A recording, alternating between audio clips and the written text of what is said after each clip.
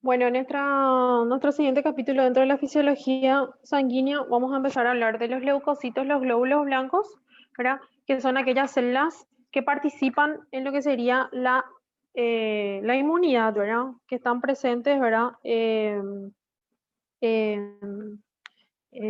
como les digo, participando en nuestra defensa, ¿verdad? Y como nosotros estamos siempre muy expuestos, ¿verdad? Acá vemos una imagen donde encontramos los eritrocitos, bueno, los hematíes, y encontramos glóbulos blancos también que están dispersos en la sangre, ¿verdad? Eh, Nosotros normalmente estamos expuestos así a bacterias, estamos expuestos a virus, eh, que nosotros sin ver, sin poder capaz de distinguir, ¿verdad? Justamente por sus medidas, están presentes tanto en la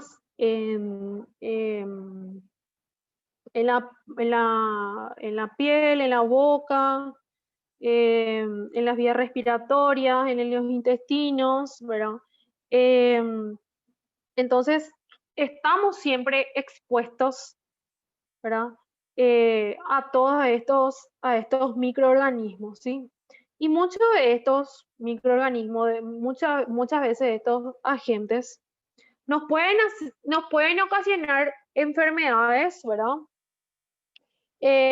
Si es que van ingresando, ingresando, ingresando en lugares más profundos, entonces ahí nos pueden ocasionar así enfermedades, ¿verdad? Y eh, también estamos expuestos también, así en manera intermitente, a otros tipos de bacterias, a otros tipos de virus que son mucho más infecciosos, que son mucho más graves, ¿verdad? Y que pueden causar así enfermedades muy, muy graves, como ser las neumonías, las infecciones por estreptococos o algún tipo de fiebre tifoidea, ¿verdad? Por eso, a veces nos vamos a los hospitales y nos internamos por una, qué sé yo, una gastroenteritis y ocasionalmente unos tipos, ¿verdad? De virus o de bacterias que están presentes dentro de los hospitales nos ocasionan infecciones, ¿verdad?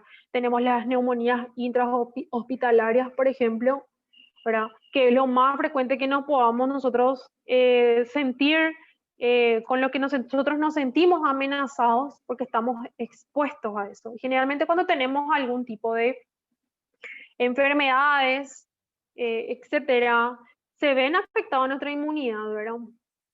Entonces somos más propensos a tener infecciones así, ¿verdad? Y nuestro cuerpo, nuestro organismo tiene un sistema especial para poder combatir agentes infecciosos y tóxicos, que son los leucocitos, que son los glóbulos blancos, los famosos glóbulos blancos, ¿sí? Entonces lo que hacen estas células es evitar enfermarnos, ¿sí? Evitar que nosotros nos enfermemos durante 2 días, destruyendo el agente infeccioso, haciendo una fagocitosis o produciendo anticuerpos eh, para, para atacar a ese agente, ¿verdad? Bueno, entonces, eh, los leucocitos, también llamadas células blancas sanguíneas, oh Dios mío, no se ve bien, pero se entiende.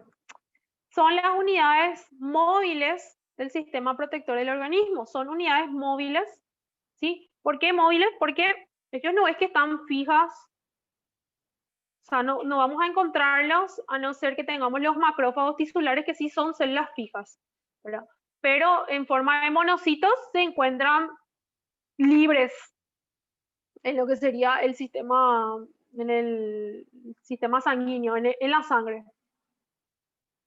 Se forman en parte en la médula ósea, que son los granulocitos y los monocitos, y unos pocos linfocitos. Y en el tejido linfático, que son los linfocitos y las células plasmáticas. Una vez que ellos ya estén formados, son transportados a la sangre, a diferentes puntos del cuerpo donde ellos van a ser utilizados. ¿Sí? Tejido linfoide, ¿verdad? Donde se producen también parte de los linfocitos, ¿verdad? ¿Cuáles son los órganos linfoides que ustedes conocen? ¿Cuáles son los órganos linfoides?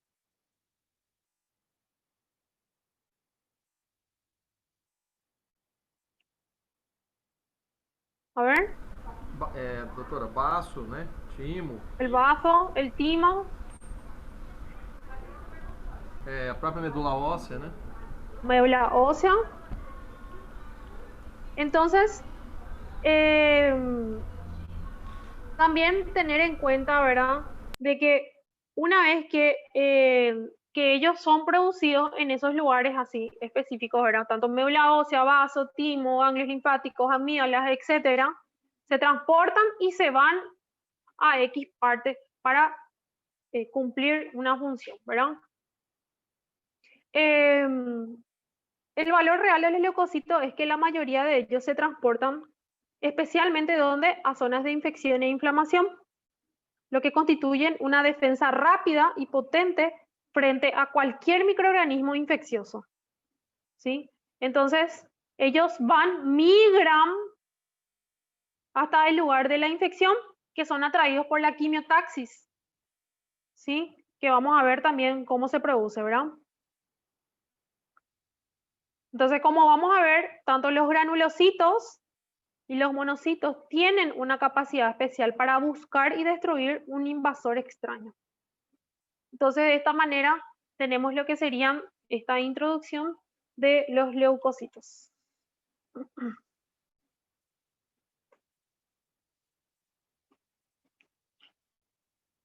Prof, Bueno, sí, te escucho. o leucocito é a nossa primeira defesa ou não? ¿Cómo? Se os leucocitos são nossa primeira defesa, Sí, son las primeras defensas, sí, se encuentran en la primera línea de defensa. ¿Cuáles son las características generales de los leucocitos? Bueno, vamos a conocer cada una de ellas, que en realidad ustedes ya conocen porque ustedes estudiaron en histología, ¿verdad? O sea, se supone que ustedes ya saben que me van a responder, ¿verdad? Son 6 tipos de leucocitos. Los neutrófilos polimorfonucleares. ¿Por qué son polimorfos los neutrófilos, los eosinófilos y los basófilos son polimorfonucleares? A ver, ¿quién me responde?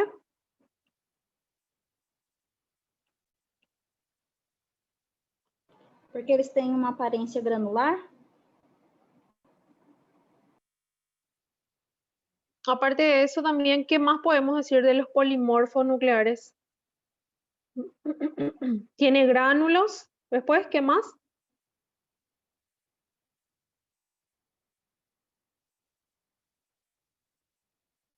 ¿Qué tienen esos gránulos? Tem os núcleos. Núcleos. Después, ¿qué más? ¿Qué tienen los núcleos? Perdón. ¿Qué tienen los gránulos? Eles protegem contra os micro-organismos invasores? ¿Cómo? Eles protegem contra os micro-organismos invasores? ¿Y cómo está constituido esos gránulos?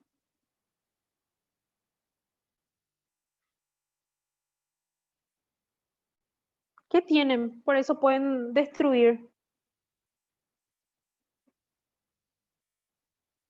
Estos gránulos tienen un compuesto que se liberan, por ejemplo, hay una infección, alguna reacción alérgica, qué sé yo, en pacientes con asma, por ejemplo, que se liberan estos gránulos, ¿verdad? Que contienen enzimas, son enzimas que se van a ir liberando, ¿sí? Entonces, Cuando nosotros decimos polimorfonuclear, hablamos de específicamente una célula que participa en la inmunidad, que tiene gránulos, ¿sí? Y son específicamente los neutrófilos, los eosinófilos y los basófilos. Luego tenemos los monocitos, los linfocitos, y en ocasiones también hablamos de las células plasmáticas. También tenemos número de plaquetas, pero que son fragmentos de otro tipo de célula similar a los leucocitos, que son los megacariocitos, ¿sí? Entonces, no se le considera como tal, ¿verdad?, a las plaquetas como una célula con núcleo, etcétera, ¿no? Sino que fragmentos de los megacariocitos. Por eso son muchísimo más pequeños, muchísimo más pequeños las plaquetas, ¿sí? Porque son fragmentos, son fragmentaciones de los megacariocitos. O sea, los megacariocitos son los que dan origen a las plaquetas.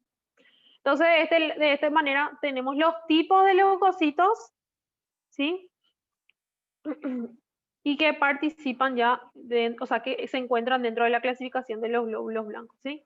Acá tenemos los diferentes tipos de leucocitos. Esta imagen no es que se ve tan nítida, pero tenemos los neutrófilos, los eosinófilos y los basófilos. Y como ven, son granulares, son granulocitos.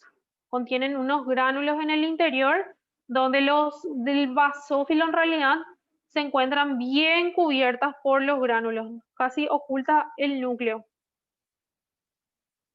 Los eosinófilos también tienen muchos gránulos, pero todavía se puede visualizar el núcleo. Y los neutrófilos, sus núcleos podemos encontrar que pueden haber entre 4 a 5 lobulillos de sus núcleos. Están unidos otra vez por puentes de cromatina. Y tienen gránulos, pero no es tanto con referencia a los otros. Y luego tenemos los linfocitos y los monocitos. Que el monocito sería la forma inmadura, ¿verdad? Porque una vez que pase, tiene la capacidad de fagocitar, pero no partículas más pequeñas. Sin embargo, los macrófagos tisulares sí ya son la forma madura de los monocitos y ya tienen la capacidad de fagocitar ya agentes mucho más grandes, ¿sí? Para hablar un poquitito sobre lo que serían las tres primeras líneas celulares, los polimorfos, tienen un aspecto granular, por eso es que se les llama granulocitos, ¿verdad? O en la terminología clínica polis, por sus múltiples núcleos. A eso es lo que quería llegar cuando les pregunté polimorfonuclear, ¿verdad? Entonces, justamente es porque tienen muchos núcleos que están segmentados, ¿sí? Entonces, de ahí es cuando decimos neutrófilos segmentados, ¿verdad? Justamente es que hablamos de cuando se encuentran en su forma ya más diferenciada, que luego vamos a ver.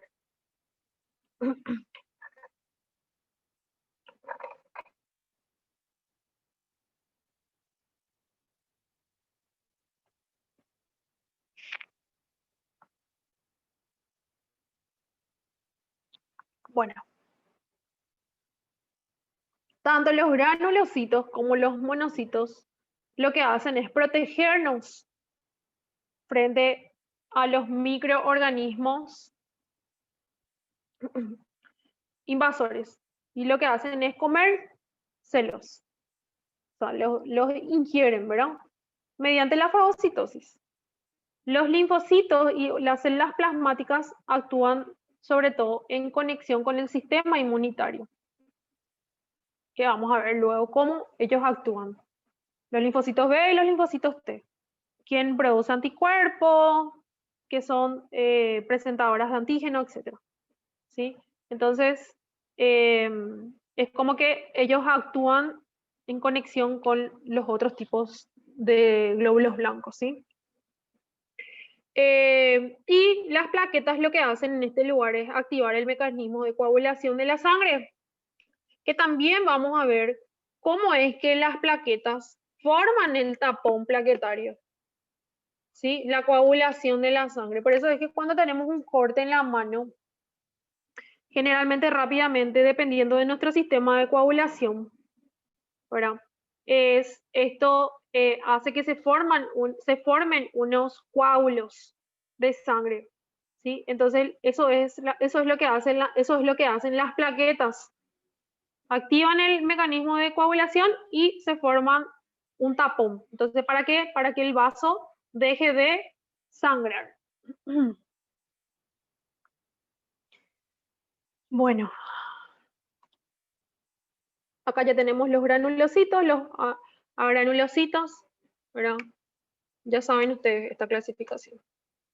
Bueno, en el ser humano el adulto tiene unos 7.000 leucocitos por microlitro de sangre, comparado con los 5 millones de glóbulos rojos. En todos los leucocitos los porcentajes normales de los diferentes tipos son aproximadamente los siguientes. Ustedes tienen que saber, no tienen otra opción. Ustedes estos valores tienen que saber de memoria. O sea, no les queda de otra, pero ya con la práctica médica ustedes se van a ir acostumbrando a estos valores. Primero seguro, sí, van a mirar y van a tener ahí su ayuda a memoria, ¿verdad? Esto es entre 4.000 a 10.000, es la cantidad de leucocitos que normalmente tiene una persona sana. Una persona sana, entre 4.000 a 10.000 leucocitos por microlitro de sangre. Y estos son la fórmula leucocitaria que ustedes van a encontrar en porcentaje de elementos en un recuento de 100 leucocitos. Y de aquí es cuando ustedes tienen que aprender a hacer un diagnóstico. Si este está mayor a 60 o esto está, o los linfocitos, que es lo que mayormente nosotros vemos, nos fijamos más, ¿verdad? A no ser que una madre, ¿verdad? Que es lo que nosotros vemos muchísimo más, lo que vemos mayormente, perdón, en los niños. Si una madre acude a la consulta y te dice, doctora, mi hijo por las noches y por las mañanas se le congestiona mucho la nariz o le pica mucho la nariz y estornuda mucho, ¿verdad? Que generalmente se dan por la liberación de la histamina, que son unos gránulos primarios que se encuentran dentro de los eosinófilos y también de los basófilos. Entonces, vos ya aparentemente tenés un diagnóstico. ¿Cómo vos lo confirmás? Le pedís un laboratorio de sangre. Y los eosinófilos te vienen mayor a 3%. Ponele acá, te sale 8. ¿Verdad? 8. Y está súper elevado. ¿Por qué? Porque los eosinófilos indican, o si no es parasitosis, es alergia. Pero como la madre ya te refirió que tu paciente ya estaba con esos síntomas,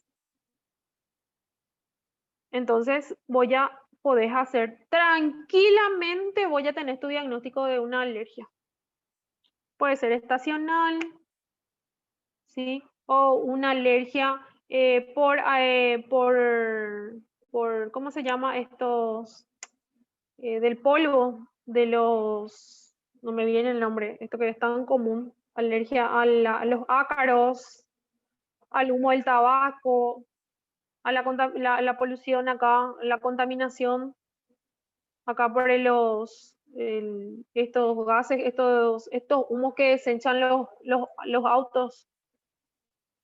Entonces, vos ya tenés ahí, ya te orientás hacia un diagnóstico. O si el niño, como les dije, siempre les doy este ejemplo, los niños generalmente que siempre están metiendo cualquier cosa en la boca, en la arena, jugando, etcétera. Entonces también pueden tener una elevada cantidad de eosinófilos que se elevan cuando hay parasitosis. ¿ok? Y los neutrófilos que se elevan ¿cómo les digo? Que se elevan en bacterias, infección bacteriana. Entonces tenemos otra vez los segmentados y los callados. ¿Alguien sabe lo que significa segmentados, neutrófilos segmentados, que es 60, y el neutrófilo encallado, que son 2% nomás?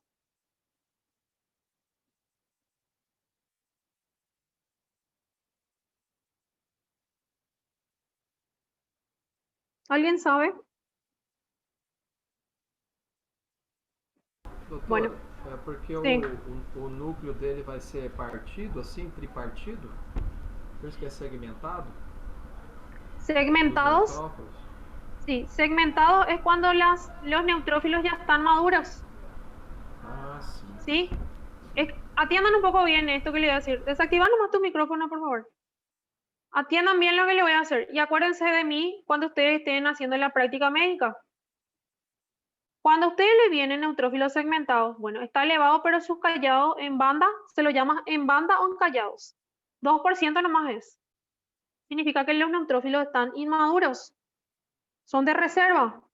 ¿Qué significa?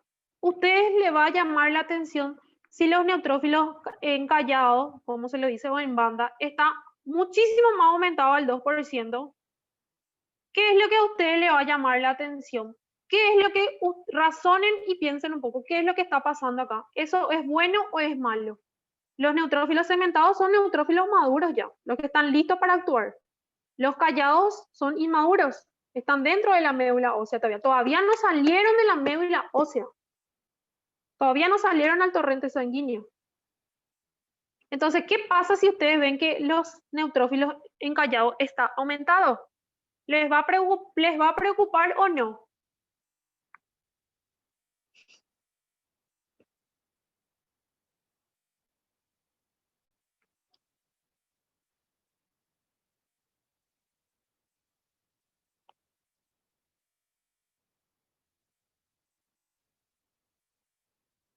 ¿Me van a responder? ¿Qué les parece que se utilicen los neutrófilos 2% nomás de su concentración? Significa que hay una alta infección bacteriana donde los neutrófilos inmaduros y todos ya salen. Entonces no es bueno tener neutrófilos en banda encallados, significa que la infección es muy alta. Entonces salen neutrófilos segmentados, encallados, todos los inmaduros salen para tratar de combatir esa infección. ¿Okay? Y el linfocito indica una infección viral. Acá, si a ustedes les sale mayor a 25%, pero acá tenés mayor a, ponele que tenés, están repartidos, te hace dudar, ¿sí? Pero siempre tienen que tener en cuenta la clínica. Si hizo fiebre, porque generalmente cuando nosotros hablamos de infecciones bacterianas, generalmente la temperatura, la sensación febril suele ser mucho más elevada, mucho más alta, ¿sí? Las infecciones virales generalmente no es que hacen picos febriles tan elevados, ¿sí? Entonces ustedes se guían por lo que sería la clínica, ¿sí? La clínica, el estado del paciente, etcétera, etcétera. Y el número de plaquetas que ustedes van a ir teniendo en cuenta son justamente aquellas que van que van a encontrar también una cierta cantidad de plaquetas que tenemos entre 300.000 a 500.000. Es la concentración del número de plaquetas que encontramos normalmente, ¿sí? Hablamos también de una plaquetopenia cuando hay una disminución de las plaquetas en sangre, ¿sí?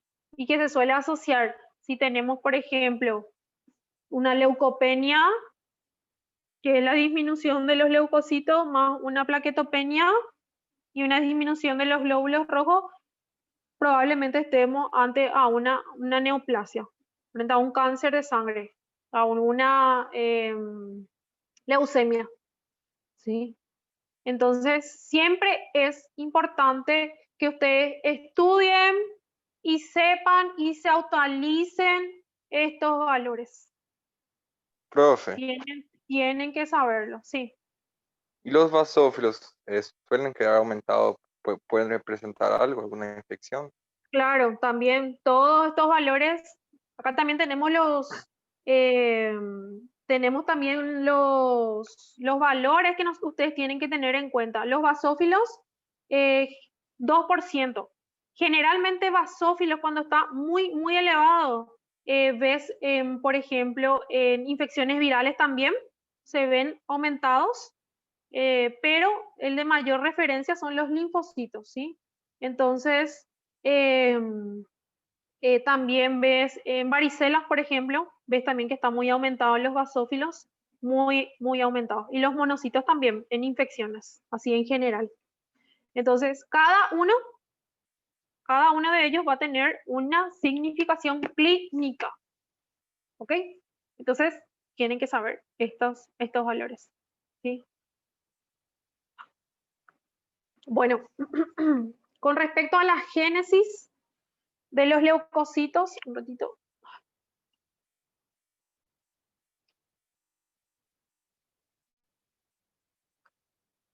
Con respecto a la génesis de los leucocitos, los granulocitos y los monocitos se forman en la médula ósea.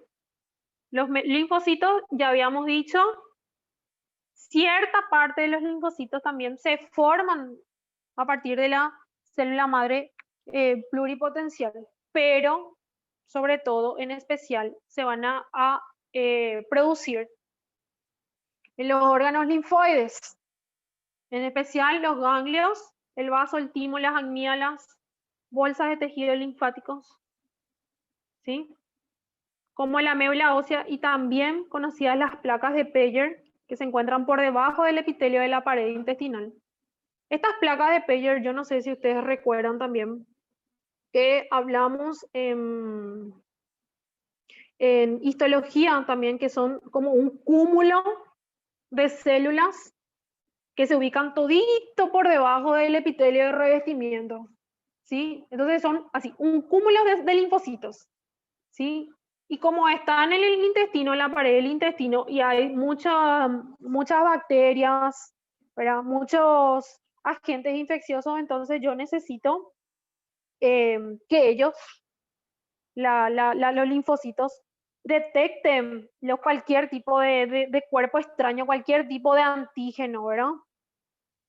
Y que son justamente aquellos que nosotros vamos ingiriendo con los alimentos. Entonces, estos linfocitos, ¿verdad? Entonces se encuentran así, tipo acumulados a todo debajo del epitelio de revestimiento. Y son llamados placa de Peyer. Ya no tengo más voz. Ya me duele la garganta. Yo no sé si ustedes me están escuchando, si están entendiendo. Sim, doutora, estou escutando. Se a senhora quiser, é uma sugestão, né?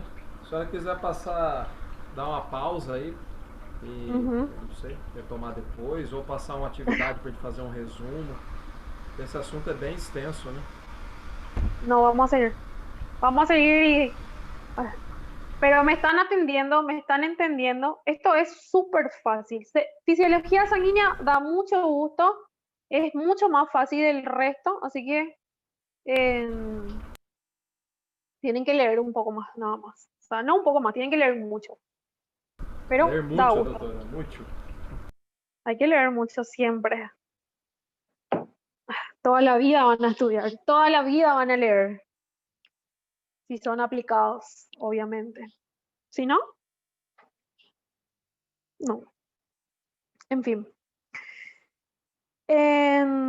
Los leucocitos que se forman en la médula ósea se almacenan dentro de la misma hasta que ellos sean necesarios en el sistema circulatorio. O sea, que están ahí almacenados.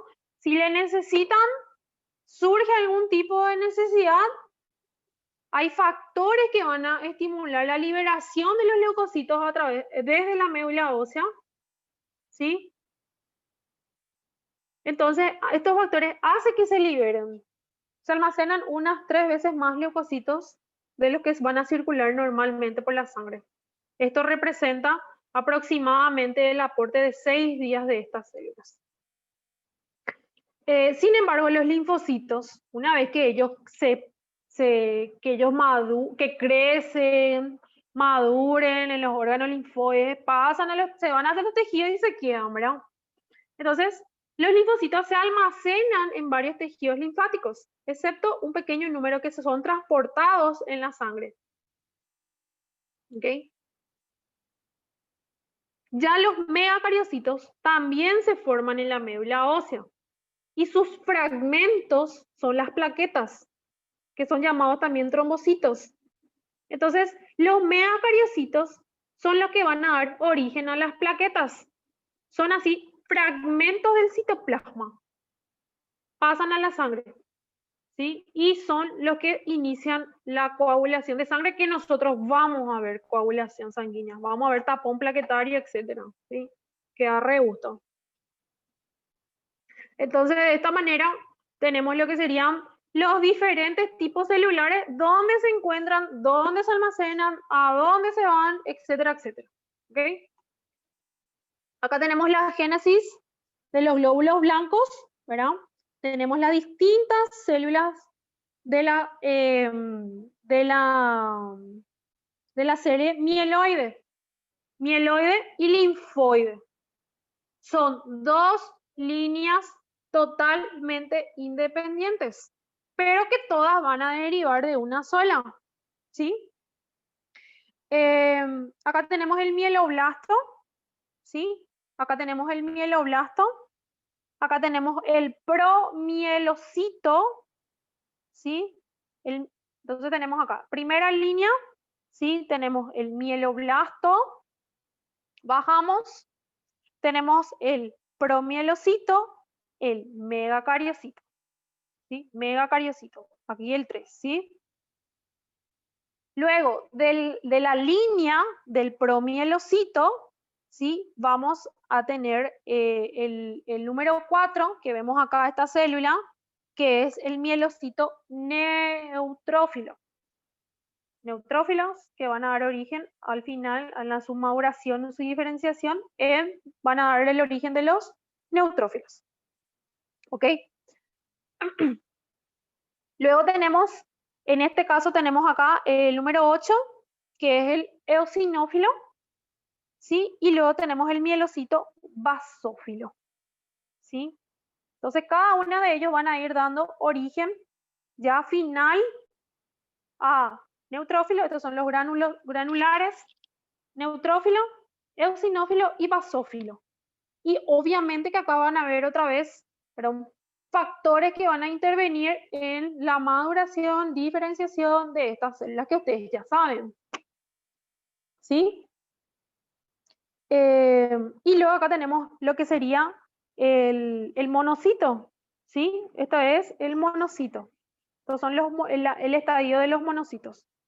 Monocitos, megacariocitos que luego dan origen a las plaquetas y los 3 tipos granulares. Entonces, de acá derivan de los mielocitos, de la serie mieloide. ¿Ok? Luego tenemos el otro lado, la génesis, ¿verdad? Ya de los otros 2 tipos ya de linfocitos, ¿verdad? Los linfocitos B y los linfocitos T, que también vamos a hablar ya posteriormente sobre estos estas células, ¿verdad? Que tienen su origen de los mieloblastos. Bueno.